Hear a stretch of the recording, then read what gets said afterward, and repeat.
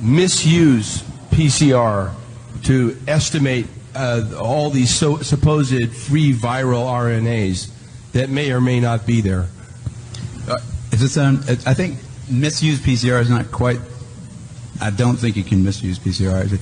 No, the results, the interpretation of it. See, if you can say, if they could find this virus in you at all, and with PCR, if you do it well, you can find almost anything in anybody. It starts making you believe in the sort of Buddhist notion that everything is contained in everything else, right? I mean, because if you can amplify one single molecule up to something that you can really measure, which PCR can do, then there's just very few molecules that you don't have at least one single one of them in your body, okay? So that could be thought of as a misuse of it, just to claim that it's meaningful. It is. No, there's very little of what they call HIV, and what's been brought out here by Phil Pott and Isai already, the measurement for it is not exact at all. It's not as good as our measurement for things like apples.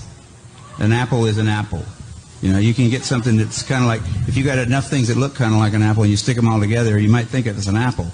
But and HIV is like that. Those tests are all based on things that are invisible, and the results are inferred in a sense. PCR is separate from that. It's just a process that's used to make a whole lot of something out of something. That's what it is. But it's not. It doesn't tell you that you're sick, and it doesn't tell you that the thing you ended up with really was going to hurt you or anything like that.